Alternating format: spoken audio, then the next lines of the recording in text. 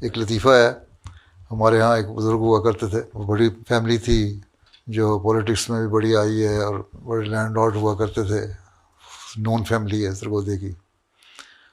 ان کے ایک احمدی ہو گئے ان میں سے ایک بزرگ حضرت خلیفہ ثانی کے زمانے میں. ان کی اولاد نہیں تھی، بڑھاپے میں جا کے ان کے ایک بیٹا پیدا ہوا، حضرت خلیفہ ثانی کی دعا سے کہتے ہیں بیٹا پیدا ہوا. اس لیے اس کو ربوہ میں وہ لے آئے. شروع کی بات ہے، ربوہ میں بھی سڑکیں بھی نہیں بنی تھیں، تھوڑے کہیں کہیں گھر تھے. تو اس نے اس کے ہمیشہ کہتے نماز پڑھو، مسجد مبارک بھی لے آیا کرتے تھے. اور جب تک ان کی زندگی رہی، جلد فوت بھی ہو گئے تھے وہ جلدی، اور بیوی ان کی فوت ہو گئی تھیں. یہ اور بیٹا تھے دونوں، اور ایک ہی گھر بڑا تھا لیکن اس کے باوجود ایک کمرے میں سوتے تھے.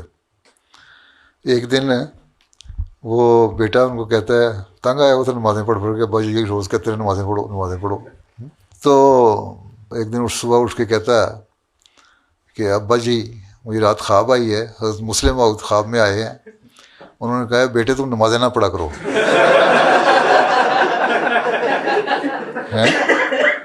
تو اس کے ابا بڑے ہوشیار تھے.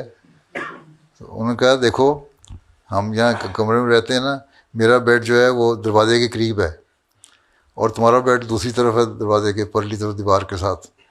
تو مسلم موعود جو دروازے سے گزر کے میری چرپائی کو جمپ کر کے تمہارے پاس گئے کہنے کے لیے کہ نمازیں نہ پڑھا کرو، مجھے کیوں نہیں کہہ گیا؟ مجھے بھی کہہ سکتے تھے نمازیں نہ پڑھا کرو، میری چھٹی ہو جاتی. جھوٹی خوابیں نہ بناؤ.